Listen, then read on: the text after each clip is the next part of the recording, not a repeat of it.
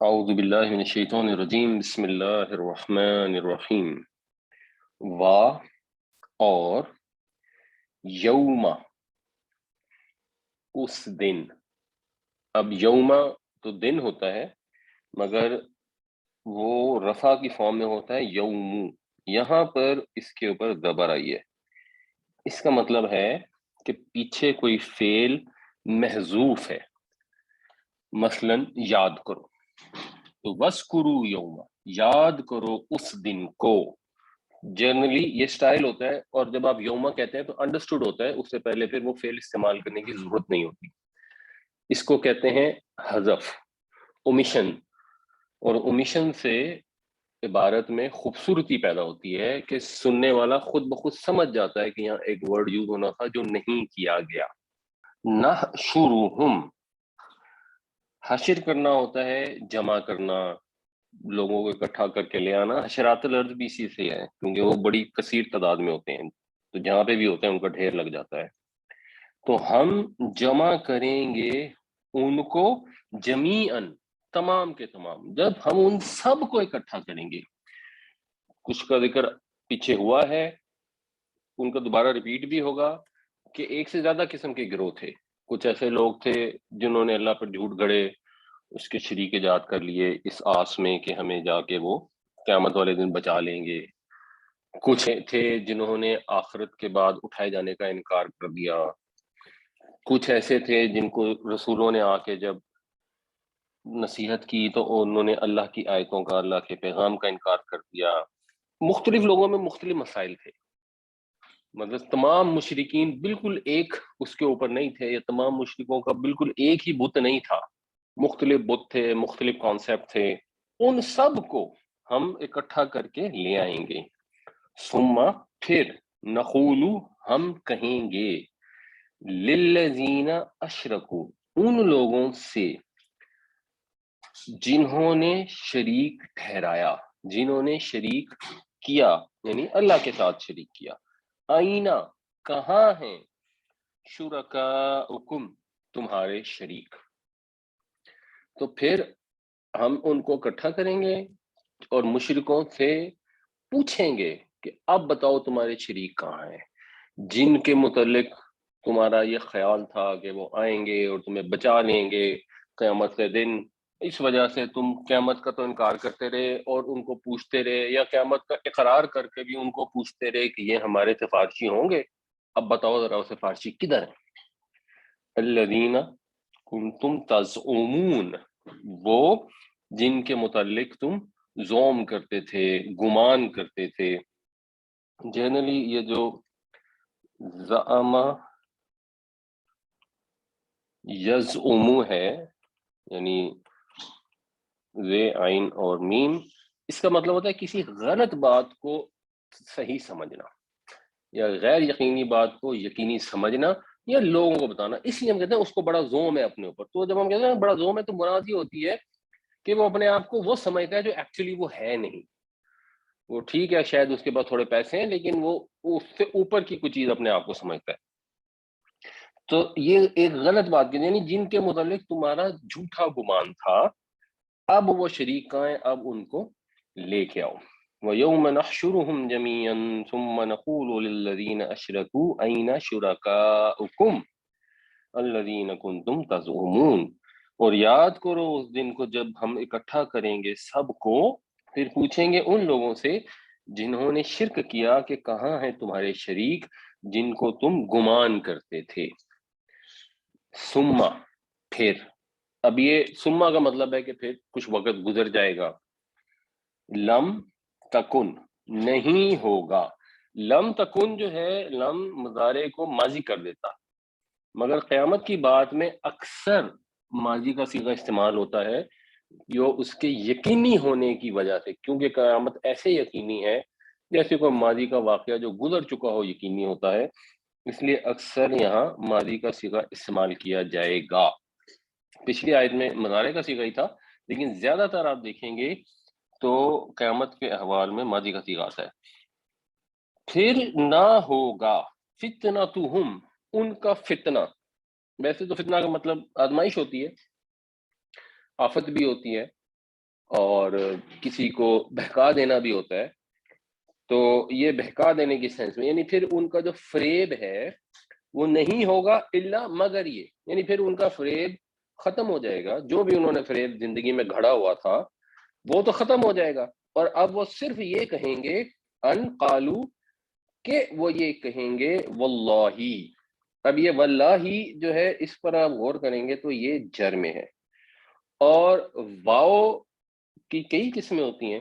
ایک نارمل واو ہوتی ہے جو ہم کہتے ہیں لیل والنہار، دن رات کے بیچ میں واو ڈالی جاتی ہے۔ ایک واو وہ ہوتی ہے جس کے بعد اگلے اسم پر جر آ جاتی ہے، یعنی اگر واحد ہے تو ہو سکتا ہے اس کے نیچے آخری حرف پر زیر آ جائے، جیسے والعصری والتینی، یہ وہ والی واو۔ تو اس واو کو کہتے ہیں واو قسمیہ۔ جب واو قسم کھانے کے لیے استعمال ہوتی ہے یہ حرف جر بن جاتی ہے، اگلے آنے والے اسم کو جر دیتے ہیں۔ تو واللہ کا مطلب ہے اللہ کی قسم، واللہ اللہ کی قسم، ربینا، اب یہ اللہ کا بدل بن گیا رب، اللہ کی قسم جو رب ہے، اور اس لیے کیونکہ بدل بن گیا ہے تو اس پہ بھی جر ہے، ربینا جو ہمارا رب ہے۔ تو کہیں گے کہ اللہ ہمارے رب کی قسم، ما کننا، نہ تھے ہم، مشرکین، مشرک۔ اس وقت وہ جھوٹ بولیں گے جب خدا کی پکڑ میں آ جائیں گے، جن آزمائشوں میں مسلمانوں کو مبتلا کرتے تھے، جب وہ ان کو کہتے تھے کہ شرک مت کرو، تو ان کو جو تکلیفیں پہنچاتے تھے، جس فتنے سے گزارتے تھے، آج اب ان کا اپنا حال یہ ہوگا کہ وہ اپنی جان بچانے کی کوشش میں ہوں گے۔ مظلوم مسلمانوں پہ ظلم کرتے رہے ساری زندگی، اب جب وہاں پہنچیں گے تو اب خود پھنسے ہوئے ہوں گے، اور جب پھنسے ہوئے ہوں گے تو فوراً اپنی جان چھڑانے کے لیے یہ بولیں گے کہ ہم تو مشرک تھے ہی نہیں۔ اور قیامت کی جو تفصیلات آتی ہیں نا وہ بے شمار ہیں، کیونکہ بہت لمبا دن ہوگا، کوئی پیریڈ ایسا ہوگا جس میں وہ یہ اس سے مکر جائیں گے، کوئی پیریڈ ایسا ہوگا جس میں وہ مان جائیں گے، کوئی پیریڈ ایسا ہوگا جس میں ان کے ہاتھ پاؤں ان کے خلاف گواہی دے رہے ہوں گے، اور قرآن شریف میں مختلف واقعات کا مختلف جگہوں پر ذکر آتا ہے۔ تو یہ اس جگہ کا ذکر آ رہا ہے جس کے اندر ان کا جو بھی فریب دنیا میں گھڑا ہوا تھا اب وہ تو ختم ہو جائے گا، اب ان کو وہ نظر تو آ نہیں رہے ہوں گے شریک، ان سے پوچھا جائے گا کہ لاؤ اپنے شریکوں کو، تو شریک تو ہوں گے نہیں، تو وہ جلدی جلدی یہ کہیں گے کہ اللہ کی قسم، اے اللہ ہمارے رب، تیری قسم ہم تو مشرک تھے ہی نہیں۔ ثم لم تكن فتنتهم الا ان قالوا والله ربنا ما كنا مشرکین، پھر نہیں ہوگا ان کا فریب مگر یہ کہ وہ کہیں گے اللہ کی قسم جو ہمارا رب ہے، ہم تو مشرک نہیں تھے۔ تو یہ سوچنا چاہیے کہ وہ کتنے سخت ڈھیٹ ابو جہل ٹائپ مشرک تھے، جو شرک پہ ایسے ڈٹے ہوئے تھے، اڑے ہوئے تھے، اور جب یہ دن آئے گا تو کتنی اس کی وحشت ہوگی۔ تو ہم تو ویسے ہی کمزور سے لوگ ہیں، آج اپنی اصلاح کر لیں، اس دن کے جو وحشت ہے، اس دن کا جو خوف ہے، اور اس دن میں جو برا انجام سامنے آنے والا ہے اس سے بچ جائیں۔ انظر، دیکھو، کیفا، کیسے، کذبوا علی انفسہم، کیسے جھوٹ بولتے ہیں یا کیسے جھوٹ بولا انہوں نے اپنے اوپر، یعنی اب یہ جو مستقبل کا ماجرا ہے وہ اسی طرح بیان ہو رہا ہے جب سے ماضی میں ہو چکا ہے، کیونکہ یہ ہو کے رہنا ہے، جب اللہ نے قرآن میں ہمیں بتا دیا تو یہ ہو کے رہنا ہے، ایسا ہی ہوگا۔ تو دیکھو کیسے جھوٹ بولا ہے انہوں نے اپنے اوپر، یعنی ساری زندگی شرک کی حمایت میں لڑتے رہے، اپنی جانیں بھی دے دیں، اور آخرت میں آتے ہی پہلے قدم پہ جب سوال ہوا کہ جاؤ لا کے شریک لے کے آؤ، تو فٹافٹ اپنے اوپر ہی جھوٹ بول دیا۔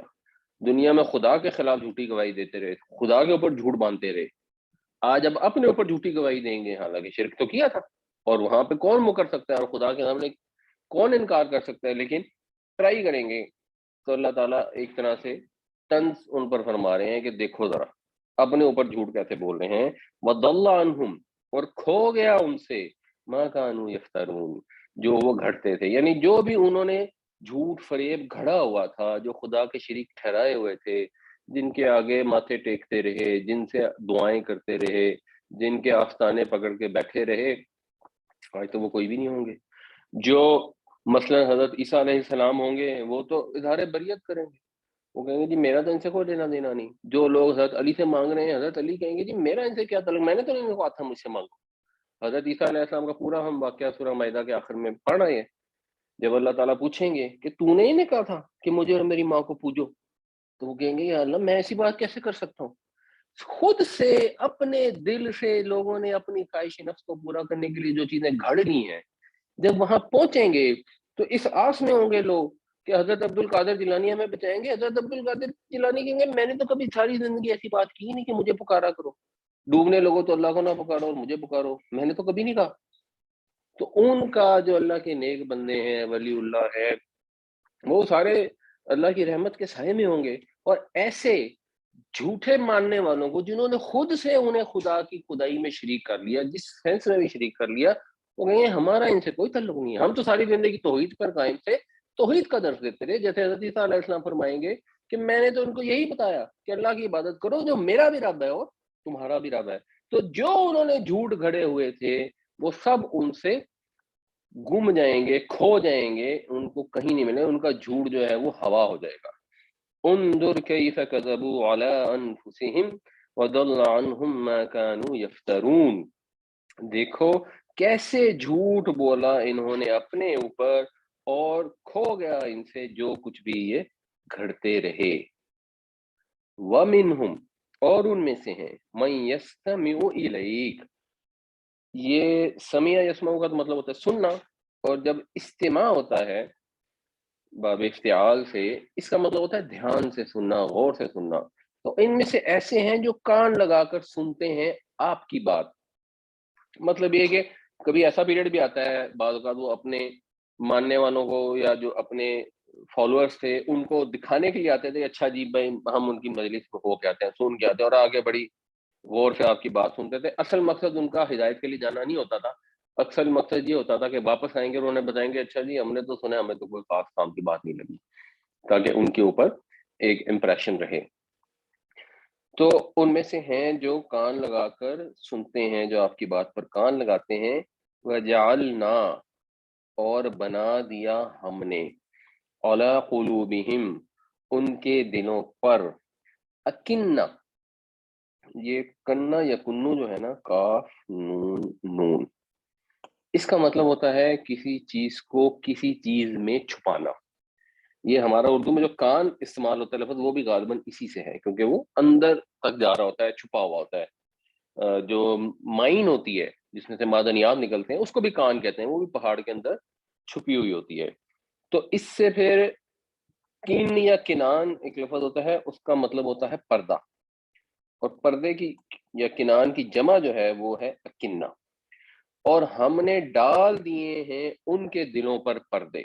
اور یہاں دل سے مراد، اگر ہم اپنی زبان میں عقل بھی کہنا چاہیں تو کہہ سکتے ہیں، دل بھی کہنا چاہیں تو کہہ سکتے ہیں. یعنی یہ انسان کا وہ سسٹم ہے جو اس کو سوچنے سمجھنے کی صلاحیت دیتا ہے.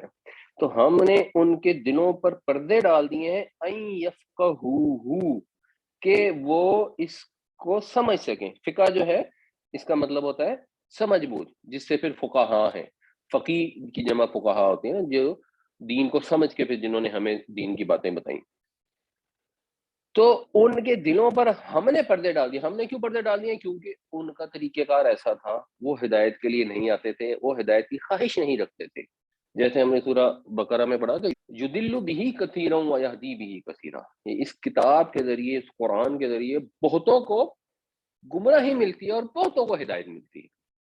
تو یہ ہدایت کس کو ملے گی؟ جو خدا سے ڈرنا چاہے گا، جو پرہیزگار بننا چاہے گا، اس کو قرآن سے ہدایت ملے گی. ذالک الکتاب لا ریب فیہ ھدی للمتقین. تو ان کے اندر تو یہ خواہش نہیں تھی، وہ تو نبی کریم صلی اللہ علیہ وسلم کی مجلس میں آ رہے ہیں، قرآن سن رہے ہیں، اس مقصد سے کہ سن کے باہر جا کے بولیں گے کہ جی ہمیں سمجھ نہیں ہے. تو ان کو اللہ تعالیٰ پھر جو غلط رستے پر چلتا ہے اللہ بھی اس پر اس کو بڑھاتا ہے. اس وجہ سے اللہ تعالیٰ نے یہ اپنی طرف نسبت کر لی کہ ہم نے ان کے دلوں پر پردے ڈال دیے ہیں تاکہ وہ نہ سمجھ سکیں. یعنی پردے ڈالے ہیں کہ وہ سمجھیں اس کو. اردو محاورے میں ترجمہ کریں گے تو وہ یہ بنے گا کہ ہم نے ان کے دلوں پر پردے ڈالے ہیں تاکہ وہ اس کو نہ سمجھ سکیں. وفی آذانہم وقرا. اچھا، آذان تو اذن کی جمع اس کا تو مطلب ہو گیا کان. وقر کہتے ہیں بوجھ کو, اور ان کے کانوں میں بوجھ, یعنی یہ اس کا مفعول ہو گیا نا. یہ جعلنا فعل ہے تو اکنہ ایک مفعول ہو گیا, اس لیے اس پر نصب آئی ہے. بالکل اسی طرح یا وقرن پر بھی نصب آئی ہے, یہ اس کا مفعول ہے کہ ہم نے ان کے کانوں میں بوجھ ڈال دیے. اب یہ ہے لفظی ترجمہ. بنیادی طور پر یہ عربی کا محاورہ ہے.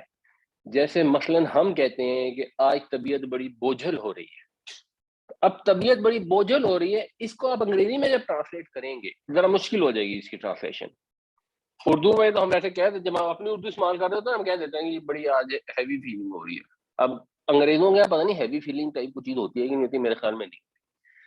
تو اسی طرح جیسے ہم کہتے ہیں طبیعت بوجھل ہو رہی ہے, یا ہماری پنجابی میں کچھ لوگ کہتے ہیں کہ آج بڑی طبیعت ڈھیلی ہے. اب وہ ڈھیلی کا مطلب یہ ہوتا ہے کہ طبیعت خراب ہے, بندہ بیمار ہے. اب اس کی انگریزی کریں گے کہ جی I am feeling very relaxed, یا ڈھیلی کو جو بھی ترجمہ کرنے کو تو وہ ترجمہ ہو نہیں پائے گا. تو اردو میں ہم اکثر کیونکہ لفظی ترجمہ کر رہے ہوتے ہیں تو اس کے لیے ٹھیک ہے کہ اور ان کے کانوں میں ہم نے بوجھ ڈال دیے. اس کا ویسے مطلب ہوتا ہے کانوں کا بوجھل ہونا, یعنی سنائی نہ دینا, بہرا ہو جانا. تو اس کا ترجمہ ہوگا کہ ہم نے ان کے کانوں میں بہرا پن پیدا کر دیا ہے, اور بہرا پن پیدا کر دیا ہے. اب اس کے آگے بھی اصولاً یہ ہونا چاہیے تھا کہ ان یسمعوہ, کہ وہ اس کو سن نہ سکیں. تو یہ انڈرسٹوڈ ہے, اس لیے وہ یہاں محذوف ہے. یعنی ایک سٹرکچر چلا رہا ہے, ہم نے ان کے دلوں پر پردے ڈال دیے ہیں تاکہ وہ اس کو سمجھ نہ سکیں, اور ان کے کانوں کو بہرا کر دیا ہے, انڈرسٹوڈ ہے, تاکہ وہ اس کو سمجھ نہ سکیں. عربی میں یہ الفاظ اگر آ جاتے ہیں تو عبارت کی خوبصورتی کم ہو جاتی, اس لیے یہ الفاظ یہاں نہیں دیے گئے. تو کچھ لوگ ترجمے میں اس کو کھول دیتے ہیں, کچھ لوگ نہیں کھولتے ہیں. اگر آپ اس کو ترجمے میں لکھیں تو اس کو زیادہ بہتر ہوتا ہے کہ بریکٹ میں لکھ لیا جائے تاکہ سمجھ آ جائے کہ یہ بامحاورہ ترجمہ کیا گیا. اور اس میں صرف جہاں ایشو آتا ہے نا وہ مولانا مودودی کے ترجمے میں آتا ہے, کیونکہ انہوں نے بالکل بھی لفظی ترجمہ نہیں کیا ہوا, اور انہوں نے ساتھ بتایا ہوا کہ ترجمانی ہے ترجمانی ہے, تو وہاں بریکٹیں پریکٹیکلی استعمال نہیں ہو سکتی کیونکہ انہوں نے کافی بامحاورہ ترجمہ کیا ہوا ہے. لیکن اگر آپ لفظ بلفظ ترجمہ کر رہے ہوں اور اپنے پاس نوٹس کبھی لیتے ہوں تو اینڈ میں لکھیں کہ جو ہم نے ان کے کانوں کو بہرا کر دیا. یہ تو آپ لفظ بلفظ کے مقابلے میں لکھ سکتے ہیں اور بریکٹ میں لکھ سکتے ہیں تاکہ وہ اس کو سن نہ سکیں. واہ اور ان اگر یرو, اب یہ ان کی وجہ سے یرونا نہیں رہا, نون اس کی ختم ہوگی, کیونکہ ان جو ہے یہ جو شرط ہوتی ہے یہ جزم دیتی ہے مضارع کو. اور اگر وہ دیکھیں, اور جو پھر جو جواب شرط ہوتا ہے نا اس کے اوپر بھی وہی سٹرکچر آتا ہے, وہ بھی جزم میں چلا جاتا ہے, جو یہاں پہ آ رہا ہے یؤمنون کی جگہ یؤمنو ہو گیا. تو اور اگر وہ دیکھیں کل آیاتن, کل آیاتن ایکچولی مرکب اضافی ہے. یہ مرکب اضافی بھی ہم ایک آدھ اگلی آیت میں ڈسکس کرتے ہیں. بس اس کا سٹرکچر یہ ہوتا ہے کہ کلن میں سے تنوین ختم ہو گئی اور آیاتن کے اوپر جار آ گئی. یہ تو منیمم اس میں ہونا ہی ہونا ہوتا ہے. تو اگر وہ دیکھیں ہر نشانی, مطلب ہر قسم کی نشانی, لا یؤمنو بہا, تو وہ اس پر ایمان نہیں لائیں گے. مطلب یہ کہ اللہ تعالیٰ نے جب سورہ نام شروع ہوئی ہے وہاں بتایا کہ زمین و آسمان کا پیدا کرنے والا کون ہے, اللہ ہے. یہ بھی کہیں گے اللہ ہے. تو اگر زمین و آسمان کا پیدا کرنے والا اللہ ہے, اس کے پیدا کرنے کے اندر اس کا کوئی شریک نہیں ہے, اس کو کسی کی مدد کی ضرورت نہیں پڑی تھی اتنی عظیم اتنی زبردست کائنات تخلیق کرنے میں, تو اس کا انتظام چلانے میں اس کو کسی کی مدد کی کیوں ضرورت ہوگی؟ کیوں ایسا ہوگا کہ وہ اپنی خدائی میں کسی کو شریک بنا لے گا؟ تو سمپل لاجیکل بات ہے. تو اب یہ کتنی بڑی نشانی ہے اللہ کی. اس کے بعد اللہ کی نشانی قرآن شریف ہے. نبی کریم صلی اللہ علیہ وسلم قرآن شریف لے کے آ گئے, اس کو وہ سننے کو تیار نہیں. اگر کبھی سننے جائیں بھی تو ان کے دلوں پر پردے پڑ جاتے ہیں اور کان بوجھل ہو جاتے ہیں, ان کو سنا ہی نہیں دیتا. تو آپ کو یہ بتایا جا رہا ہے کہ آپ ان کو جو بھی نشانی دکھا دیں انہوں نے ماننا نہیں ہے, بیکاز وہ نبی کریم صلی اللہ علیہ وسلم سے مطالبات کرتے تھے جن کا ذکر پیچھے گزر چکا کہ فرشتہ لے کے آئیں, اوپر سے کتاب نازل کر کے, ہم خود دیکھیں آپ کتاب لے کے کسی سیڑھی سے نیچے اتر رہے ہیں, یہ کریں وہ کریں فلاں کریں. اس طرح کے بہت سارے مطالبات کرتے تھے, اور نبی کریم صلی اللہ علیہ وسلم کے دل میں خواہش پیدا ہوتی ہوگی کہ اگر کوئی ایسا معجزہ دکھا دیا جائے جس سے یہ مان جائیں اور جس سے ان کی آخرت سنور جائے تو کیا حرج ہے؟ اور اللہ تعالیٰ اس کا جواب دے رہے ہیں کہ نہیں، ان کو جو مرضی نشانی دکھائیں گے انہوں نے نہیں ماننا، کیونکہ ان کو بے شمار نشانیاں دکھائی جا چکی ہیں۔ اگر آپ غور کریں، انسان آسمان کو دیکھے، زمین کو دیکھے، سورج کو دیکھے، چاند، دریا، پہاڑ، بادل، ہوا، رات، دن، پھل، سبزیاں، فصلیں، جو چیز دیکھے اللہ تعالیٰ کا ایک کرشمہ ہے۔ اپنے آپ کو آپ شیشے کے سامنے کھڑے ہو کے دیکھیں، اپنی آنکھ کو دیکھیں، کیسے آنکھ فنکشن کرتی ہے، کیسے تصور کرے ہر وقت آنکھ گیلی رہتی ہے۔ ہمارے ایک جاننے والے تھے بڑے اچھے، ان کا کوئی غلط، ان کو ایک ڈینٹسٹ نے ٹیکا لگا دیا اور اس کا نتیجہ یہ ہوا کہ ان کی آنکھ میں جو آنسو بنانے والی وہ صلاحیت تھی نا، وہ خراب ہو گئی۔ ہر چند منٹوں یا آدھے گھنٹے بعد انہیں اپنی آنکھوں میں ڈراپس ڈالنے پڑتے، اگر وہ نہ ڈالتے تو آنکھیں ان کی ڈرائی ہو جاتی ہیں اور سیریس پرابلم ہو سکتا۔ اور اللہ تعالیٰ نے کیسا زبردست سسٹم بنایا ہے کہ ہماری آنکھوں میں ایک مستقل پانی کی سپلائی آ رہی ہے، جو اتنی زیادہ نہیں ہوتی کہ ہر وقت آنکھیں ایسے لگے کہ آنسوؤں سے بھری ہوئی ہیں۔ بعض اوقات کسی لوگوں کو یہ پرابلم ہو جاتی ہے، پھر اس کا بھی علاج کرنے کی کوشش کی جاتی ہے، اور اتنی کم نہیں ہوتی کہ آنکھیں ڈرائی ہو جائیں۔ اور اس کا جو پائپ آ رہا ہے وہ میں چھپا ہوا ہوتا ہے پلکوں، یہ جو پپوٹے ہیں ان کے پیچھے، آپ کی اس سے خوبصورتی بھی خراب نہیں ہوتی، ہر وقت آپ کو جو ہے وہ مل رہا ہوتا ہے، یعنی وہ جو آپ کی آنکھ کا نیچے والا حصہ ہوتا ہے نا، اس میں اس کا ایک باریک سا سوراخ ہوتا ہے جس سے وہ پانی کی سپلائی۔ اب سمپل آنکھ کو نم رکھنے کے لیے اللہ تعالیٰ نے سسٹم بنایا ہے۔ آنکھ کیسے موو کرتی ہے، دو آنکھیں مل کے دیکھتی ہیں، اور مل کے دیکھ کے آپ کو دو تصویریں نظر نہیں آتی، آپ کے برین کے اندر ایک ہی پکچر بنتی ہے۔ پھر وہ پکچر کیسے کلرز کو آئیڈینٹیفائی، یعنی کیا اس کے اندر کتنی ٹیکنیکل ڈیٹیل ہے۔ اگر آنکھ کا انالیسس کرنا شروع کر دیا تو جتنی معلومات آج تک انسان کو حاصل ہو چکی ہے، سینکڑوں کتابیں لکھی جا سکتی ہیں اس کے اوپر، جو صرف یہ ڈسکرائب کریں کہ آنکھ کیسے فنکشن کرتی ہے اور آنکھ میں کیا کیا اللہ تعالیٰ کے کرشمے ہیں، اور بے شمار معلومات ہیں جو ابھی انسان نے ڈسکور نہیں کی۔ تو یہ تو نشانیاں ہر وقت نظر آ رہی ہیں۔ ہم دیکھتے ہیں ایک ننھا سا چھوٹا سا بیج زمین میں ڈالتے ہیں، اور کیسے اللہ تعالیٰ نے اس بیج کی خدمت میں کتنی کائنات کی قوتیں لگا دیں کہ وہ بیج جو ہے وہ بڑھ کر درخت بن جاتا ہے، اور اس میں سے پھر اس جیسے سینکڑوں ہزاروں بیج نکلتے ہیں پھلوں کے اندر، اور اس سے ہمیں لکڑی بھی ملتی ہے، اور ہمیں چھاؤں بھی ملتی ہے، اور ہمیں کھانے کے لیے پھل بھی ملتے ہیں جو کھانے میں مزیدار بھی ہوتے ہیں، جن میں وائٹامنس بھی ہوتے ہیں، جو خوبصورت بھی ہوتے ہیں، جو رنگ برنگے بھی ہوتے ہیں۔ سارے پھل ایک رنگ کے نہیں ہیں، ایک شکل کے نہیں ہیں، ایک سٹرکچر کے نہیں ہیں۔ جس چیز پر انسان غور کرنا شروع کر دے، یہ کرسٹل کلیئر ہے کہ اس کائنات کا بنانے والا کوئی ہے، یہ خود بخود نہیں بن گئی۔ ایسی جہالت کی بات تو وہ کر سکتا ہے جس کے دل پہ واقعی اللہ نے پردہ ڈال دیا، اور یہ ایک ہی بنانے والا ہے، اس سے ایک سے زیادہ ہو ہی نہیں سکتے، اتنا توازن، اتنا بیلنس پاسبل ہی نہیں ہے۔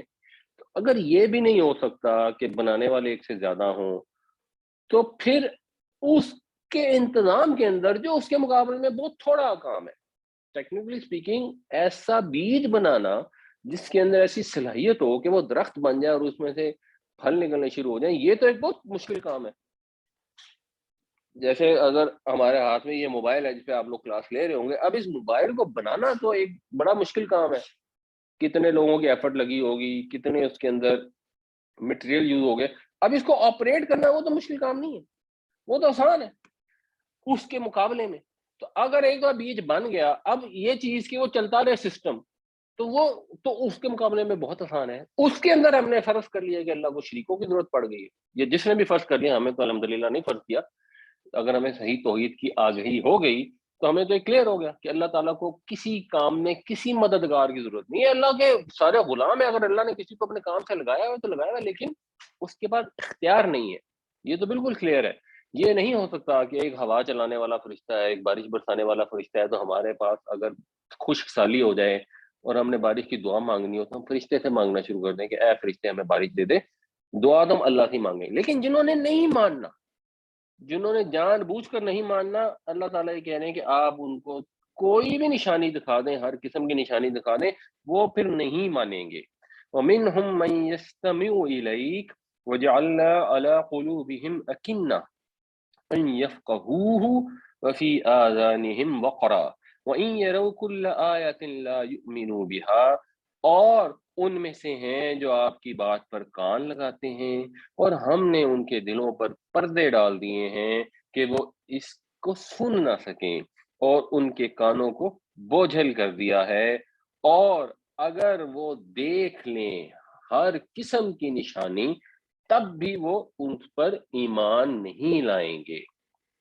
حتیٰ یہاں تک کہ اذا جب جاؤکا جب وہ آئیں گے آپ کے. اب یہ اذا کی وجہ سے پھر یہ جاؤ ویسے ماضی ہے لیکن یہ مستقبل میں ترجمہ کرتے ہیں. جب وہ آئیں گے آپ کے پاس، جیسے ہم اردو میں بھی کہتے ہیں نا انشاءاللہ، بھی ایکچولی ایسے ہی ہے. ان اگر شاہ جو ہے وہ ماضی کا صیغہ ہے، تو ہم بھی اردو میں کہتے ہیں اگر اللہ نے چاہا.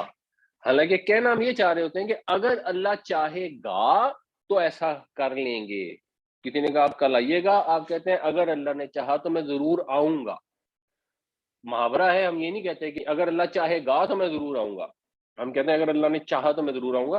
انڈرسٹوڈ ہوتا ہے بات مستقبل کی ہو رہی ہے. تو اسی طرح اذا کے بعد جب آپ لگائیں گے تو صیغہ ماضی کو ہوگا، بات مستقبل کی ہوگی. حتیٰ یہاں تک کہ جب وہ آپ کے پاس آئیں گے، یجادلونک، جدال کا مطلب جھگڑا کرنا، بحث کرنا، آپ کے پاس آئیں گے بحث کرتے ہوئے، آپ سے بحث کرتے ہوئے. یقول الذین کفروا، اب یہاں پہ مضارع کا صیغہ آ گیا، تو کہیں گے کافر لوگ ان نہیں ہے، ہذا یہ. جب آگے الا آنا ہو تو اس ان کا ترجمہ جو ہے وہ نہیں ہو جاتا ہے. نہیں ہے یہ مگر، اور نہیں ہے یہ مگر کا مطلب ہو جاتا ہے یہ تو بس. یعنی یہ اب اردو میں اصل میں نا اس طرح کا اب ہم محاورہ استعمال نہیں کرتے، ہم ترجمہ تو یہی کرتے ہیں یہ نہیں ہے یہ مگر. لا الہ الا اللہ، نہیں ہے کوئی معبود مگر اللہ تعالیٰ. اس کے اندر وہ زور نہیں ہے جو ایکچولی اس جملے میں موجود ہے. کچھ زبانوں میں ہوتا ہے، فرینچ میں اس طرح کا محاورہ ہوتا ہے، اس کو جب انگلش میں ٹرانسلیٹ کرتے ہیں تو وہ یہ کہتے ہیں کہ دیر آر اونلی، اس میں یہ نہیں کہ دیر آر ناٹ بٹ. تو ہمیں تھوڑا سا یہ ہوتا ہے کہ ہم چاہتے ہیں کہ عربی کا ہم ترجمہ کریں نا تو حتی الامکان لفظ ب لفظ کریں تاکہ وہ غلطی کا امکان کم سے کم ہو جائے، اور جو ہماری ذاتی انڈرسٹینڈنگ ہے وہ کم سے کم آئے، وچ از اوکے. بٹ بہرحال اس کا ویسے ترجمہ بنے گا کہ یہ تو بس اساطیر الاولین، اولین کی اساطیر ہیں. اولین کی اساطیر جو ہیں، اسطورہ جو ہے اس کو کہتے ہیں افسانے کو.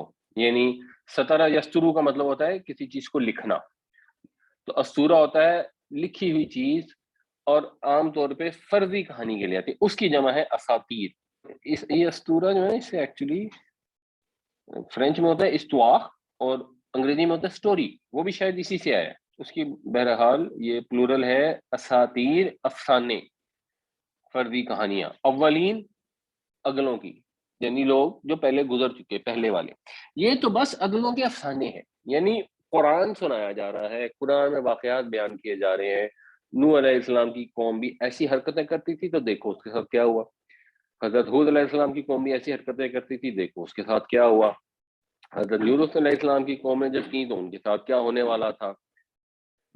حضرت شعیب علیہ السلام کی قوم ملاوٹیں کرتی تھی، ان کے ساتھ کیا ہوا. اب یہ ساری چیزیں قرآن میں بیان کی گئی ہیں. تو مقصد کیا ہوتا تھا؟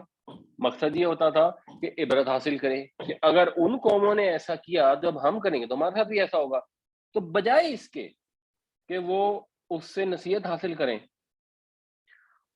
ان کو تکلیف ہوتی تھی. انبیاء نے پہلے بھی یہی کیا، اپنے قوم کی بیماریاں دور کرنے کی کوشش کی، انہوں ان کی باتیں نہ سنی، اللہ تعالیٰ نے ان کو فنا کر دیا. یہ تاریخ سنا کر اب قرآن عربوں کو کہہ رہا ہے کہ تمہارے سامنے بھی یہی زندگی موت کا مرحلہ ہے. اب تم نارمل سچویشن میں نہیں ہو، تمہارے اندر اللہ کا رسول آ گیا ہے صلی اللہ علیہ وسلم. اگر تم نے اس کی بات نہیں سنی تو تم بھی ایسے ہی فنا کر دیے جاؤ گے جیسے تم سے پہلے والے فنا کر دیے گئے. اس وجہ سے ان کی ایگو ہرٹ ہو جاتی تھی، ان کو چوٹ پڑتی تھی. پہلے تو کوئی یہی ماننے کو تیار نہیں تھا. آپ کسی کو کہہ دیں کہ یار آپ کو تو بڑی غیبتیں کرنے کی عادت ہے, وہ ماننے کو ہی تیار نہیں ہوگا. پہلے تو اس کی ہتک ہو جائے گی کہ مجھے کہا میں غیبت کرتا ہوں, پھر وہ مانے گا ہی نہیں, یہ غیبت تھوڑی ہوتی ہے, میں تو صحیح بات کر رہا ہوں اور میں نے تو ویسے ہی بات کی ہے اور میرا مقصد تو غیبت کرنا نہیں ہے. تو اور اوپر سے اس کو بتایا جائے کہ غیبت کرنے کا انجام یہ ہوگا, پھر تو اور اس کی ایگو ہرٹ ہو جائے گی. اب مشرکوں کا یہ مسئلہ تھا کہ انہوں نے تو شرک بھی گھڑے ہوئے تھے اور انہوں نے کانسیپٹ بھی گھڑے ہوئے تھے. تو پہلے تو یہ چیز ماننا کہ ہم جن اخلاقی روحانی بیماریوں میں مبتلا ہیں ان کا نتیجہ یہ ہے کہ ہم پر اللہ کا عذاب آ جائے گا.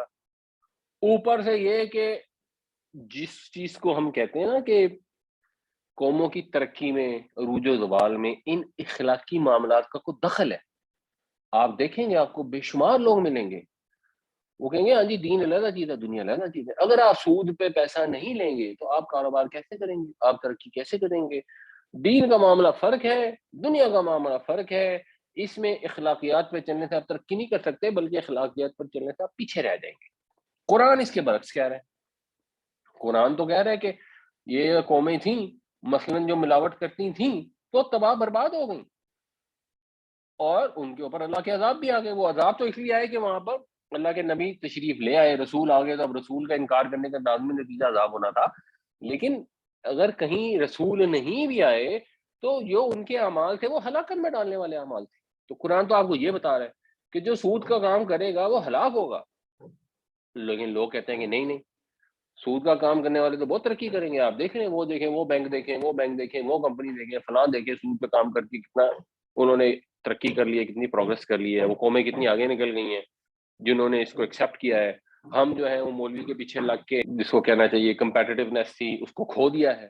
ہم دنیا کام میں محنت نہیں کرتے. حالانکہ اسلام یہ نہیں کہہ رہا کہ دنیا کے کام میں محنت نہ کرو. اسلام تو صرف یہ کہہ رہا ہے کہ جو دنیا میں محنت کرنی ہے کرو, زیادہ سے زیادہ کرو, لیکن اخلاقیات کو ملحوظ خاطر رکھو, اخلاقیات کو مد نظر رکھو. اگر یہ نہیں رکھو گے تو جس طرح ایک پتا اگتا ہے, نکلتا ہے اور پھر سوکھ جاتا ہے, اس کا ایک وقت آتا ہے, اسی طرح قومیں بھی بڑی ہوتی ہیں, ترقی کرتی ہیں, عروج پر پہنچتی ہیں اور تباہ بھی ہو جاتی ہیں. تو ان کے کیا فیکٹرز ہیں جن کی وجہ سے قومیں تباہ ہو گئیں؟ اور آج اگر ہم دین سے ہٹ کے بھی دیکھیں گے تو بے شمار قومیں جو تباہ ہو گئی ہیں. تو مشرکین مکہ اس چیز کو بھی ماننے کو تیار نہیں تھے. ان کا خیال تھا کہ بس کوئی قوم مر گئی, کوئی زندہ ہو گئی, یہ ایسے ہی ہے جیسے ایک پتا نارمل, اس کا نارمل روٹین ہے. اگر درخت پیدا ہوا ہے, جوان ہوا, بوڑھا ہو گیا, مر گیا, بس قومیں بھی اسی طرح ہوتی ہیں. اس کا ایمان سے, اخلاق سے کوئی تعلق نہیں ہے. حالانکہ درخت بھی جو بڑا ہوتا ہے تو اس کا ایک سرٹن میکنزم ہوتا ہے, جس سے سارے درخت تو نہیں سوکھ جاتے, سارے درخت تو نہیں خراب ہو جاتے, یا سارے پتے تو نہیں گر جاتے. کس کے اندر کیا فیکٹرز ہوتے ہیں جو خدا کو بھی برداشت کر جاتے ہیں اور سردی کو بھی برداشت کر دیتے ہیں, اور کس کے اندر کیا فیکٹرز ہوتے ہیں جو نہیں برداشت کرتے.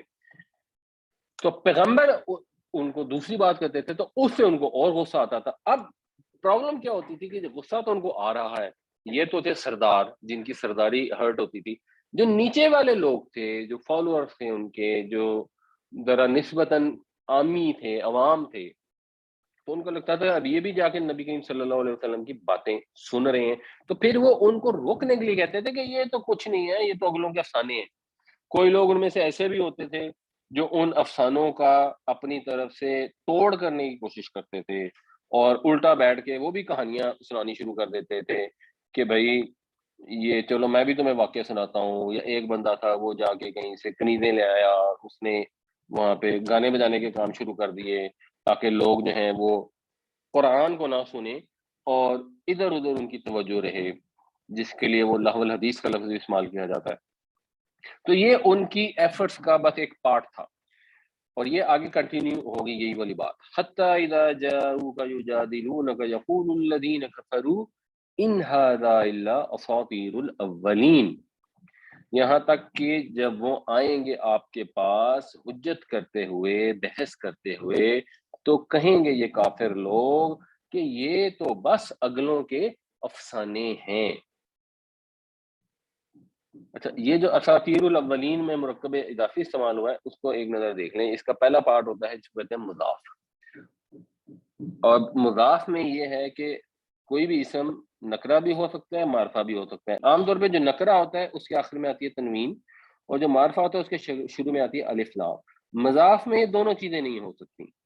نہ تو مضاف کے اندر تنوین ہوگی اور نہ ہی مضاف کے اندر الف لام ہوگا، اور دوسرا جو پارٹ ہے وہ مضاف الیہ ہوتا ہے. مضاف الیہ ہمیشہ جر میں ہوگا. تو مثلاً اگر باب اور بیت سے بنانا ہے تو باب تو ہو جائے گا بابو، البابو بھی نہیں ہو سکتا اور بابن بھی نہیں ہو سکتا، اور بیت جو ہے وہ جر میں چلا جائے گا.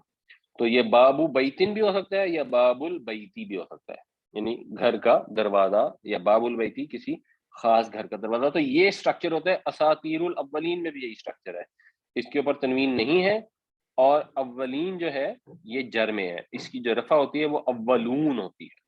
تو جب بھی آپ یہ مرکب اضافی کا اسٹرکچر دیکھیں تو یہ چیز یاد رکھیں کہ اس کے اندر مضاف جو ہے وہ ہمیشہ الف لام کے بھی بغیر ہوگا اور تنوین کے بھی بغیر ہوگا، اور مضاف الیہ ہے وہ ہمیشہ جر میں ہوگا. تو اس کو تھوڑا سا فوکس کیا کریں، نظر میں رکھا کریں، تو اس سے آپ کی انڈرسٹینڈنگ جو ہے وہ بہتر ہوگی. تھوڑی تھوڑی محنت کرنی ضروری ہے. وا اور ہم، وہ ینہونا، نہیں منع کرنا، وہ منع کرتے ہیں، عنہ اس سے. یہ جو نہا ہے نا، نون ہے اور یہ اس سے ہے ینہونا. اسی طرح ایک اور روٹ ہے جو ہے نون الف اور یہ. تو نون ہے یہ کا مطلب ہوتا ہے کسی کو کسی کام سے منع کرنا، اور نون الف اور یہ کا مطلب ہوتا ہے خود منع ہونا، خود بچنا. اس میں دوسرا مطلب بھی ویسا ہوتا ہے کسی کو بچانا، لیکن خود بچنے کا مطلب بھی ہوتا ہے. تو وہ ہم ینہون عنہ، وہ اس قرآن سے دوسروں کو بھی روکتے ہیں، وینأون عنہ، اور خود بھی رکتے ہیں، خود بھی گریز کرتے ہیں. کیونکہ اندر سے تو ان کو پتا تھا کہ یہ قرآن جو ہے یہ پرانے لوگوں کے قصے نہیں ہیں، اس لیے کہ اگر وہ یہ کہتے بھی رہیں گے جی پرانوں کے قصے ہیں، پرانوں کے قصے، اور پتہ لگا لوگ پھر بھی سننے آ جائیں، تو جب وہ سنتے رہیں گے تو متاثر ہوتے رہیں گے.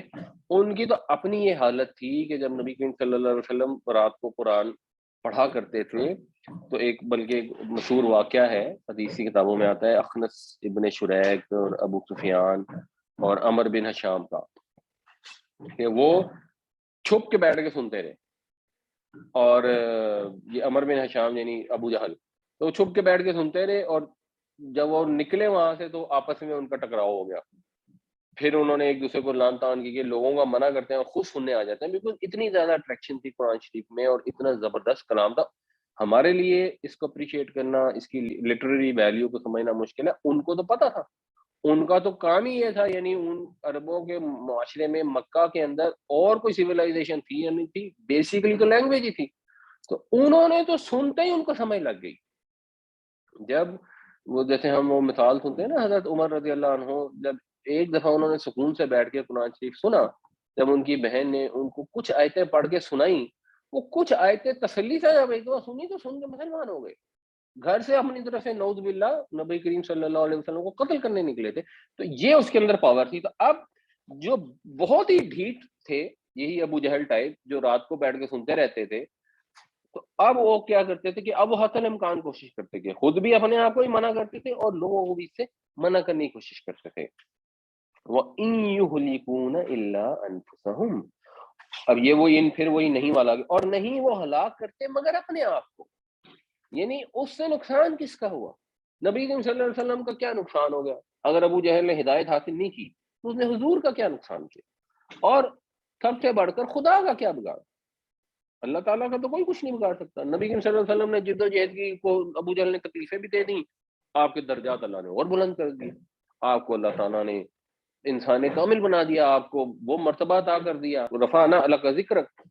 تو ابو جہل خود برباد ہوا، خود ہلاک ہوا، خود تباہ ہوا، نہ اس کا کوئی نام لینے والا دنیا میں رہا اور نہ قیامت والے دن اس کو بچانے والا ہوگا.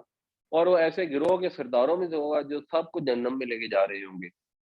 تو یہ اپنے آپ کو ہلاک کر رہے ہیں. وما یشعرون، لیکن اس کا شعور نہیں رکھتے، اس کا احساس نہیں رکھتے. یعنی احساس جو ہے نا، یہ علم سے زیادہ سٹل چیز ہے، زیادہ لطیف چیز ہے. ایک ہوتا ہے کسی چیز کو علم نہ ہونا، ایک ہوتا ہے احساس بھی نہیں ہے انہیں، کیونکہ ان کی ڈٹائی کے نتیجے میں اللہ تعالیٰ نے ان کے دلوں پہ پردے ڈال دیے، اور وہ یہ سمجھتے ہیں کہ بس ٹھیک ہے جی، مر جائیں گے پھر دیکھی جائے گی. ہمارے لیے اس میں سوچنے والی بات یہ ہے کہ جب ہمارے پاس قرآن پہنچ گیا تو ہم کیا قرآن سے گریز تو نہیں کرتے؟ یہ تو مشرکوں کی بات ہو رہی ہے کہ وہ خود اس سے گریز کرتے تھے. ہم تو گریز نہیں کرتے. کیا ہم نے قرآن کو اپنی زندگیوں کا حصہ بنایا ہوا ہے؟ جس کو کہتے ہیں نا لیو ان دا قرآنک ورلڈ، کیا ہم قرآن کے مطابق زندگی گزارتے ہیں یا نہیں گزارتے؟ اور جب دوسروں کو ہم دیکھتے ہیں کہ اگر مثلاً وہ قرآن کے مطابق زندگی گزارنے کی کوشش کر رہے ہیں تو کہیں ہم ان کو سے منع تو نہیں کر دیتے؟ اگر کوئی کہتا ہے کہ میں نے یہ فلاں کام میں فضول خرچی نہیں کرنی، فلاں کام میں یہ فلاں غلط کام نہیں کرنا، یا مثلاً میں نے سود پہ کاروبار نہیں کرنا، تو کوئی ایسا تو نہیں ہوتا کہ ہم الٹا اس کو سمجھانے چلے جاتے ہیں کہ نہیں نہیں کچھ نہیں ہوتا، کچھ نہیں ہوتا، تم دنیا میں پیچھے رہ جاؤ گے، تمہارے بچے بھوکے مر جائیں گے اگر تم سود کا کاروبار نہیں کرو گے، کرو کرو ورنہ تو مسلمان ترقی نہیں کر سکیں گے. ہم نے اس سے اپنے لیے لیسن لینا ہے. یہ اگلوں کی واقعات اس لیے نہیں بیان کیے گئے کہ محض واقعی افسانے اور قصے کے طور پہ بیان کیے گئے. قرآن میں کوئی واقعہ اس سینس میں بیان نہیں کیا گیا. اور یہ بھی آیت اس لیے نہیں آئی کہ یہ دیکھو مشرک ایسے تھے، مشرکوں کے ساتھ قیامت میں یہ ہوگا کہ تم نے قرآن سے خود بھی روکے اور دوسروں کو بھی روکا، تو دیکھو پھر تم نے اپنے آپ کو ہی تباہ کیا. یہ مشرک تو گزر گئے دنیا سے جو نبی کریم صلی اللہ علیہ وسلم کے زمانے میں تھے، وہ تو قیامت میں پہنچیں گے اور اپنا انجام بھگت لیں گے. ہم نے یہ پیغام اس لیے دیا کہ اب ہم دیکھیں ہمارے لیے اس کے اندر کیا میسج ہے. تو ہم نے قرآن کو قبول کیا جس طرح قبول کرنا چاہیے، ہم نے اس کو سمجھا، اس کو اپنی زندگی کا حصہ بنایا اور دوسروں تک پہنچایا یا نہیں کیا.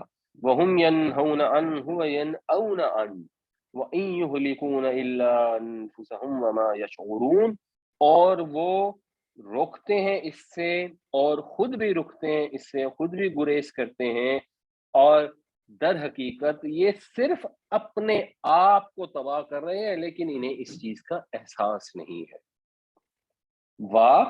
اور لو ترا، اگر آپ دیکھیں، از جب، وقفو وقف کرنا ہوتا ہے ٹھہرانا، تو وقفو پیسو وائز ہو گئے، جب یہ ٹھہرائے جائیں گے علن ناری آگ پر. اب یہ بھی دیکھیں یہ محاورہ ہے، جب یہ ٹھہرائے جائیں گے آگ پر. ٹھہرائے جائیں گے آگ پر کا کیا مطلب ہے کہ نیچے آگ جل رہی ہوگی اور ان کو مثلا کسی رسی سے لٹکا کے اس کے اوپر سیٹل کیا جائے گا، کیا ہوگا؟ تو وہ پھر سمجھنا پڑتا ہے کہ عربی میں محاورہ کیسے استعمال ہوتا ہے. جیسے ہمارے یہاں بعض اوقات ہم کہتے ہیں کہ جی وہ پوچھتا ہے فلاں شخص اگر مثلا ٹرین سے آیا ہے تو لوگ پوچھتے ہیں کہ وہ کہاں ٹھہرے ہوئے ہیں، تو آپ جواب دیتے ہیں جی وہ چچا جان آئے ہیں لیکن وہ اسٹیشن پر ہی رک گئے. اب اسٹیشن پر ہی رک گئے کا مطلب یہ نہیں ہوتا کہ وہ پلیٹ فارم کے اوپر بیٹھے ہوئے. اسٹیشن پر رک گئے کا مطلب ہوتا ہے کہ اسٹیشن کے ساتھ ایک ہوٹل ہے اس میں ٹھہرے ہوئے، یا میں جا رہا ہوں کراچی یا فرینکفرٹ جا رہا ہوں اور میں ایئرپورٹ پر ہی ٹھہروں گا. اب ایئرپورٹ پر ہی ٹھہروں گا یہ مطلب نہیں ہے کہ میں ایئرپورٹ کے ٹرمینل پہ ٹھہروں گا. جنرلی اس کا مطلب ہوتا ہے کہ ایئرپورٹ کے ساتھ ہی جو ہوٹل ہے، ایئرپورٹ کے سامنے پاس ہی جو ہوٹل ہے، میں وہاں پر ٹھہروں گا. کوئی بھی ہوٹل یا کوئی بھی جگہ، کسی جاننے والے کا گھر، تو وہ مراد ہوتی ہے. اسی طرح جب یہ استعمال کیا گیا کہ جب وہ ٹھہرائے جائیں گے آگ پر، تو مطلب یہ جب وہ آگ کے کنارے پر کھڑے کیے جائیں گے یا دوزخ کے سامنے کھڑے کیے جائیں گے. تو آپ اگر اس وقت کو دیکھ پاتے جب وہ آگ کے کنارے، دوزخ کے کنارے کھڑے کیے جائیں گے، فقالو تو کہیں گے، یہ بھی ہے ماضی لیکن اب ہم اردو محاورے میں کر رہے ہیں تو مستقبل سے ترجمہ کریں گے، تو کہیں گے یا لیتنا، ہائے افسوس، کاش، اس کو کہتے ہیں حرف تمنا، نوردو، کاش ہم رد کیے جاتے، لٹائے جاتے، کاش ہم پھر واپس کر دیے جائیں، یعنی ہم پھر واپس چلے جائیں، تو کاش ہم لٹائے جائیں، ولا نکذبا. اب یہ بھی دیکھیں، یہ بھی نوٹ کرنے والی چیز ہے، ولا نکذبو نہیں آیا، ولا نکذبا آیا. اب یہ کیوں آیا ہے؟ یہ اس لیے آیا ہے کہ یا لیتنا جو نا یہ تو حرف تمنا ہے، اے کاش، افسوس، ہائے. یہ جو حرف تمنا ہے، جو اس کا جواب ہوتا ہے نا وہ نصب میں ہوتا ہے، اور عام طور پہ جواب جو ہے نا فا کے ساتھ آتا ہے، یعنی کاش ہم لوٹائے جائیں پس ہم نہ جھٹلائیں. یعنی پھر یہ فلا نکذبہ ہوتا نا تو بالکل فٹ ہو جاتا کہ جی یہ جواب تمنا ہے اور اس لیے یہ نصب ہے. تو مطلب پھر یہ بنتا ہے کہ یہاں پہ ایک فعل محذوف ہوگا. تو مثلاً فعل یہاں ہو سکتا ہے فنصدق، کہ ہم واپس جائیں پھر ہم اپنے رب کی آیتوں کو تسلیم کریں اور ان کو نہ جھٹلائیں. تو اس طرح کا کیا ہوگا. تو اب وہ فنصدق کا ہم ترجمہ نہ بھی کریں مگر یہ پھر بن یوں جاتا ہے کہ یہ پس تو ہم ڈال دیں گے اگرچہ یہاں پہ لفظ وا ہے اور نہیں ہے. ورنہ ہوتا ولا نکذبو کہ کاش ہم لوٹائے جائیں اور ہم نہ کریں، وہ اس کا ایک فرق مطلب ہوگا. اگر ہم کہیں کہ کاش ہم لوٹا جائیں پھر ہم نہیں جھٹلائیں گے بی آیاتی ربنا اپنے رب کی آیتوں کو، وَنَكُونَ مِنَ الْمُؤْمِنِينَ اور ہم ہو جائیں گے مومنوں میں سے. تو یہ ایک خواہش ہے کہ کاش ہمیں اس جہنم سے بچا لیا جائے، کنارے پہ لا کے کھڑا کیا، ابھی ہم اس کے اندر داخل نہ کیا جائے، ہم جائیں واپس. اور اب ہمیں سمجھ لگ گئی ہے، اب ہم انسان بن جائیں گے، اب ہم ایسی حرکتیں نہیں کریں گے کہ ہمارا انجام جہنم ہو. سوچنا چاہیے اللہ تعالیٰ ہمیں یہ سارا منظر پیش کر رہے ہیں تاکہ ہم اس وقت کو امیجن کر سکیں کہ ایسا ہو کر رہنا ہے تو ہم ان لوگوں میں شامل نہ ہوں جو وہاں کھڑے ہو کے افسوس کر رہے ہوں اور یہ کہہ رہے ہوں کاش ہم واپس چلے جائیں. اب تو ہمیں پتہ لگ گیا کہ ان اعمال کا انجام جہنم ہی ہے. اس وقت یہ پتہ لگ جائے گا ڈیفینیٹلی کیونکہ لوگ جہنم کے سامنے کھڑے ہوں گے. لیکن سوچنے والی بات ہے کہ ہمیں تو ابھی سے پتہ ہے، ہمیں تو ہمارے رب نے بتا دیا ہے اور بڑا واضح طور پر بتا دیا ہے کہ غیبت کرو گے، جھوٹ بولو گے، تکبر کرو گے تو جہنم میں جاؤ گے. ان میں تو کلیئر ہے، اس میں کون سی کنفیوژن ہے. نبی کریم صلی اللہ علیہ وسلم نے فرمایا جس کے دل میں رائی برابر بھی تکبر ہوگا وہ جنت کی خوشبو کو بھی نہیں پا سکے گا جو پتہ نہیں کتنے 100 میل سے آ رہی ہوگی. تو یہ کلیئر ہے. اب سوچیں کیا ہمارے اندر تکبر ہے کہ نہیں، اور تکبر کیا ہوتا ہے. نبی کریم صلی اللہ علیہ وسلم نے اس کو واضح فرما دیا کہ ایک چیز یہ کہ انسان اپنے بھائی کو حقیر سمجھے اور ایک چیز یہ کہ انسان حق کا انکار کر دے. تو اگر ہمارے اندر رائے برابر بھی یہ چیز ہو کہ مثلا ہم کسی ڈرائیور کو اپنے سے حقیر سمجھیں، کسی غریب آدمی کو، کسی کم پڑھے لکھے کو، کسی لیس سمارٹ بندے کو اپنے مقابلے میں حقیر سمجھیں، تو اپنے آپ کو ٹٹول کے دیکھیں کہ ایسی سچویشن ہے کہ ہمارے اندر رائے برابر کی چیز نہیں ہے. اور کیا ہمارے اندر رائے برابر یہ چیز نہیں ہے کہ جب ہمارے سامنے حق بات پیش کی جاتی ہے تو ہم اس کا جان کے انکار کر دیں اپنی خواہش نفس کی خاطر، کسی مالی مفاد کی خاطر. ہمیں کہا جائے کہ یہ نہ کرو، یہ غیبت ہوتی ہے نہ کرو، لیکن ہمارا چسکا لگاؤ اور ہم مانیں ہی نہ کہ نہیں یہ تو غیبت نہیں ہے. ہمیں کہا جائے کہ نماز پڑھو، مومن اور کافر کے بیچ میں فرق کرنے والی ہے، قیامت والے دن پہلا سوال نماز کے متعلق ہوگا. تو جو نماز نہیں پڑھیں گے وہ قیامت والے دن جب وہ سجدہ کرنے کی کوشش بھی کریں گے تو ان سے نہیں کیا جائے گا، ان کی کمریں اکڑ کے تختہ ہو جائیں گی اور پھر انہیں کہا جائے گا کہ یہ تم قیامت دنیا میں تمہیں جب کہا جاتا تھا کہ اللہ کے سامنے سجدہ کرو تو تم نہیں کرتے تھے، تو آج بھی تم نہیں کر سکو گے. تو یہ ساری چیزیں جب ہم کسی کو بیان کریں تو یا ہمیں کوئی بیان کرے تو آگے سے کہیں ایسا تو نہیں ہوتا کہ ہم کہیں نہیں نہیں نہیں نہیں وہ ٹھیک ہے اچھی بات ہے نماز پڑھنی چاہیے لیکن مطلب ایسی بھی بات نہیں ہے. جانتے بوجھتے ہوئے سمجھ آتے ہوئے کہیں حق کا انکار ہم تو نہیں کرتے. اور یہ چیز کہیں ہمارے اندر رائی جتنی تو نہیں ہے. یعنی اگر آپ فرض کریں کہ سمجھ نہیں ہم بہت ساری چیزیں تو مان لیتے ہیں، بہت ساری چیزیں ہاں نماز تو ہم پڑھ لیتے ہیں، روزہ تم رکھ لیتے ہیں، بٹ کیا رائے برابر بھی حق کا انکار ہمارے اندر ہے، یا رائے برابر بھی ہم کسی کو حقیر سمجھتے ہیں؟ تو پھر اس کا انجام یہ ہے کہ اس شخص کو جنت کی خوشبو تک نہیں آئے گی. تو پھر جب نہیں آئے گی جنت کی خوشبو تو ظاہر سی بات ہے جہنم میں جائے گا. تو جہنم میں جائے گا تو وہاں کھڑے ہو کے افسوس کر رہا ہوگا.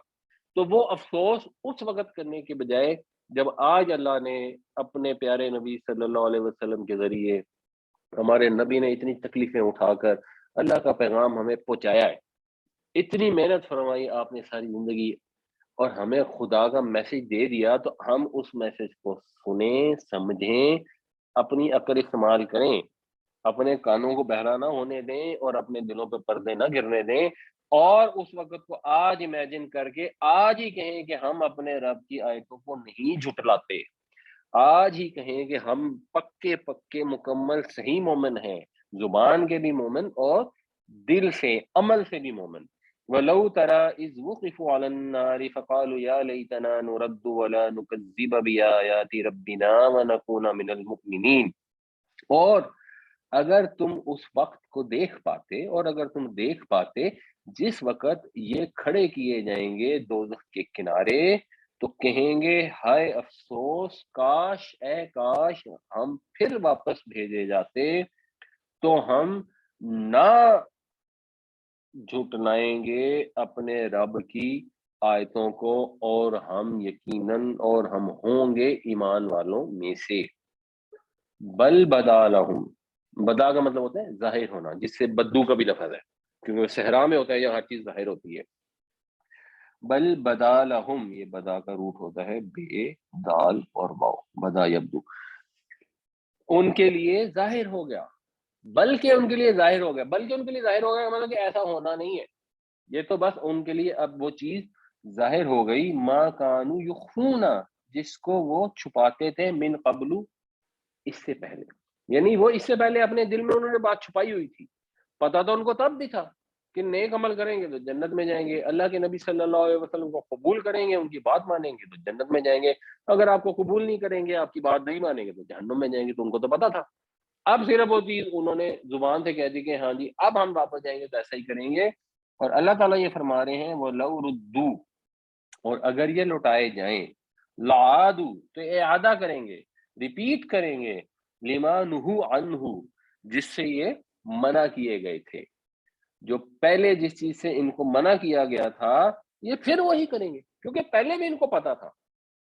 ایک اس کے یہ مفہوم ہے، دوسرا مفہوم اس میں یہ بھی ہے کہ مثلاً اگر واقعی ایسا ہو اور ان کو بھیجا جائے تو ظاہر بات ہے کہ پھر اس کا آزمائش دوبارہ سے ہوگی، اور اگر آزمائش دوبارہ سے ہوگی تو وہ جو ایونٹس ہیں وہ یادداشت سے کچھ حد تک ہٹا دیے جائیں گے۔ جیسے مثال کے طور پہ اللہ تعالیٰ نے سب انسانوں کو اکٹھا کیا اور انسانوں سے پوچھا الستو بربکم، کیا میں تمہارا رب نہیں ہوں، اور سب انسانوں نے جواب میں کہا قالوا بلا، انہوں نے کہا کیوں نہیں، آپ ہی ہمارے رب ہیں۔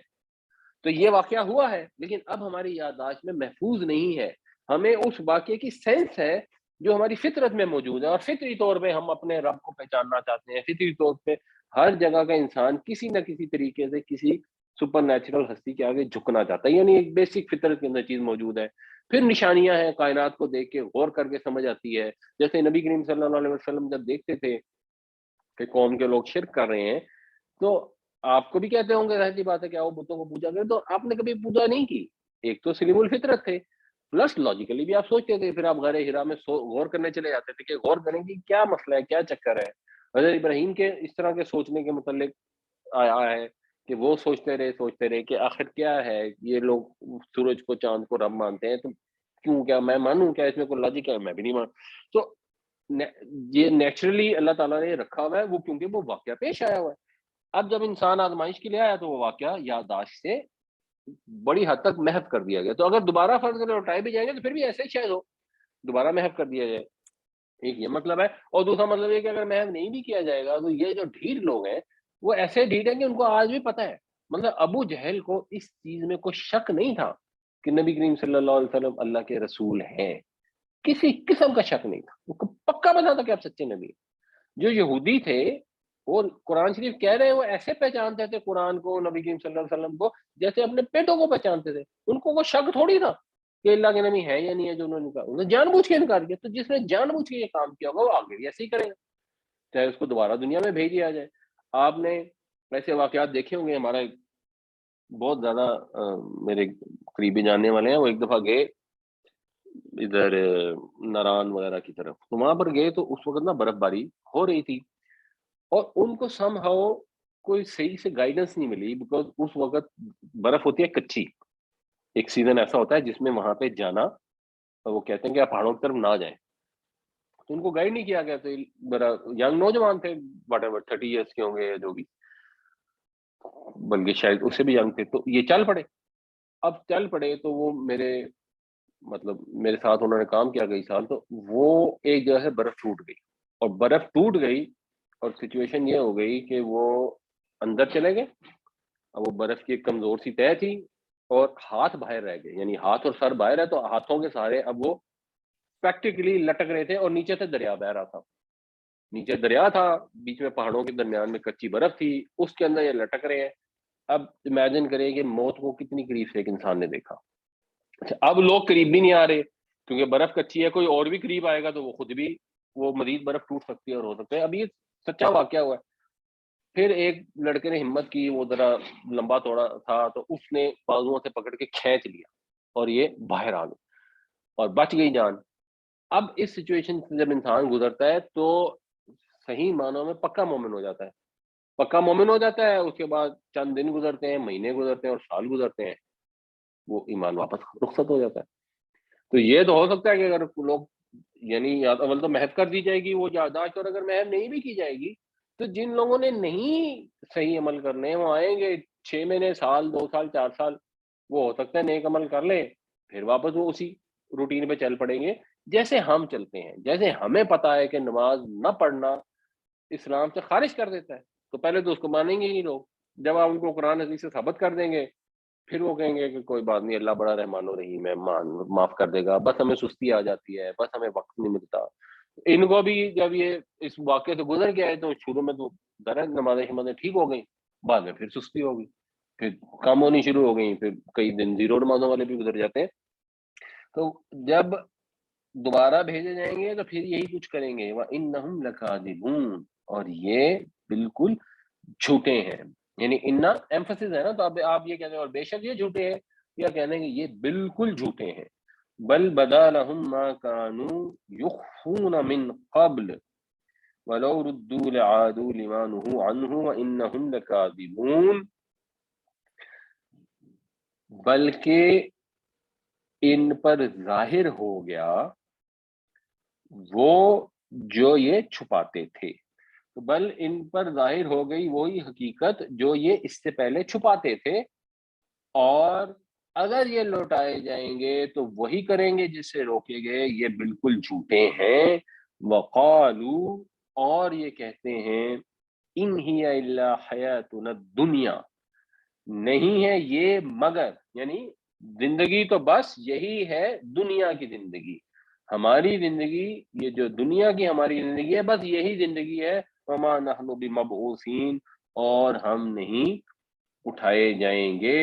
وقالوا ان هي الا حیاتنا الدنیا وما نحن بمبعوثین، اور وہ یہ کہتے ہیں کہ زندگی تو بس یہی دنیا کی زندگی ہے اور ہم نہیں اٹھائے جائیں گے، ہم نہیں دوبارہ کھڑے کیے جائیں گے.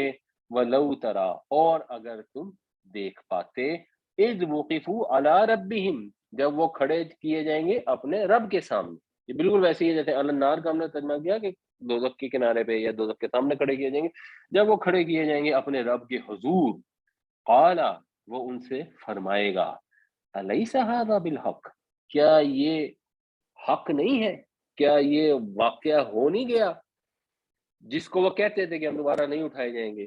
جو پچھلے آیت میں قالو بلا، وہ کہیں گے کیوں نہیں. وربنا، اور قسم ہے ہمارے رب کی، یہ بھی وہ واو قسمی ہے اس لیے رب کے اوپر زیر آ گئی ہے. تو اب جب وہ وہاں پر اقرار کر لیں گے اور اللہ کی قسمیں کھانی شروع کر دیں گے، ہاں جی بالکل ہمیں یقین آ گیا، اور خواہش ان کی یہ ہوگی کہ ہمیں واپس بھیج دیا جائے، تو جواب یہ ملے گا، قالا، وہ فرمائے گا، فذوقوا العذاب بما کنتم تکفرون، پھر چکھو عذاب کا مزہ اس وجہ سے کہ جو تم کفر کرتے تھے. چکھو اس عذاب کو اپنے کفر کی پاداش میں، جو پھر کر کے آ گئے ہو، اب عمل کا موقع نہیں ہے، اب ایمان لانے کا موقع نہیں ہے. ہمیں بھی یہ چیز سوچنی چاہیے، یہ صرف مشرکوں کے ساتھ نہیں ہوگا، یہ سب انسانوں کے ساتھ ہوگا. جن کے عمل اچھے ہوں گے وہ جنت میں جائیں گے، جن کے عمل اچھے نہیں ہوں گے وہ جنت میں نہیں جائیں گے.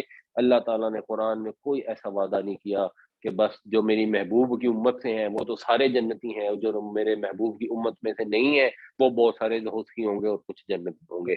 ان کے لیے رول یہ ہوگا کہ عمل کرو گے تو جنت میں اور عمل نہیں کرو گے جہنم میں. لیکن میرے محبوب کی امت کے لیے رول ہے کہ جو مرضی کرتے پھرو، چاہے 100 بچوں کو انتظام میں جلا کے مار دو، محبوب کی امت میں پیدا ہو گئے تو اب تم نے جنت میں جانا ہے.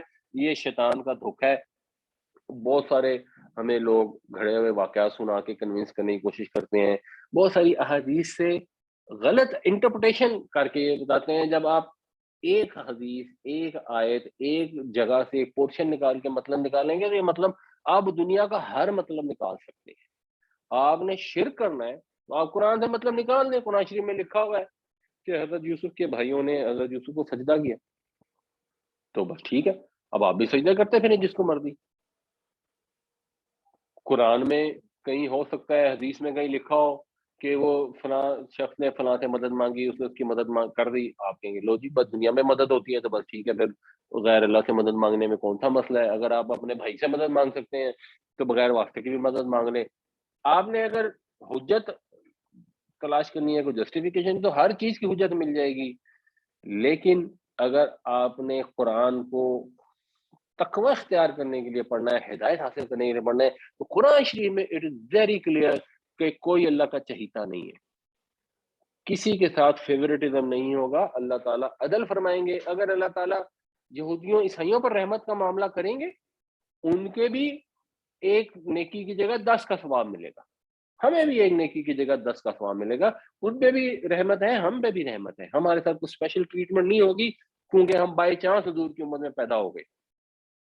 تو اپنے اعمال اللہ تعالی ہمیں درست کرنے کی توفیق عطا فرمائے. وَلَوْ تَرَىٰ إِذْ وُقِفُوا عَلَىٰ رَبِّهِمْ قَالَ أَلَيْسَ هَٰذَا بِالْحَقِّ قَالُوا بَلَىٰ وَرَبِّنَا قَالَ فَذُوقُوا الْعَذَابَ بِمَا كُنتُمْ تَكْفُرُونَ. اور اگر آپ دیکھ پاتے جب وہ کھڑے کیے جائیں گے اپنے رب کے حضور, وہ فرمائے گا کیا یہ امر واقعہ نہیں ہے, کیا یہ بات حق نہیں ہوئی ثابت. کہیں گے کیوں نہیں, ہمارے رب کی قسم ایسا ہی ہے. تو وہ فرمائے گا پھر چکھو عذاب اپنے کفر کی پاداش میں. الحمدللہ میرے پیرنٹس نے یہ دنیاوی قرآن کا جو ہے پورا کروایا. مکتب میں چھوٹا تھا سر, چھوٹا سا گاؤں تھا.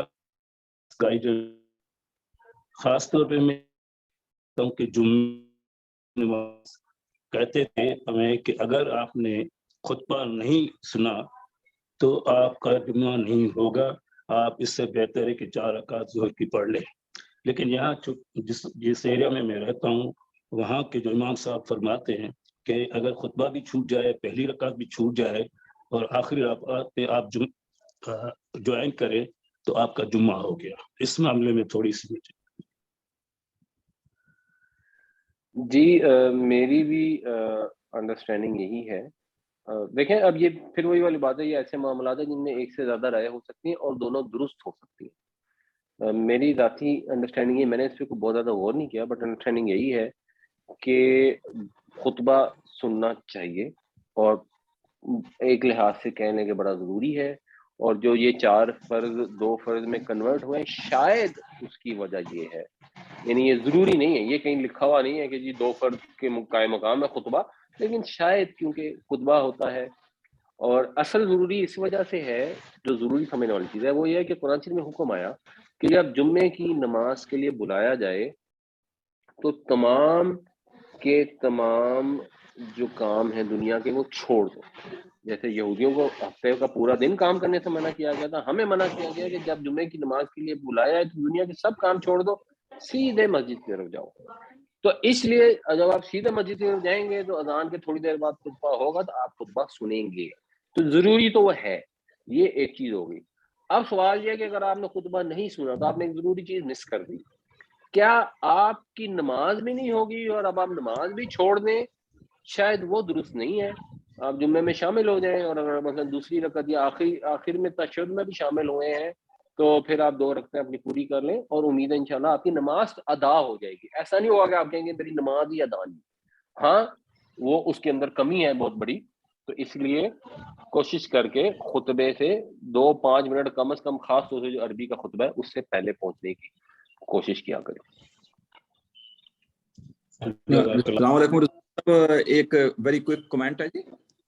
جی تو میں جی اپنا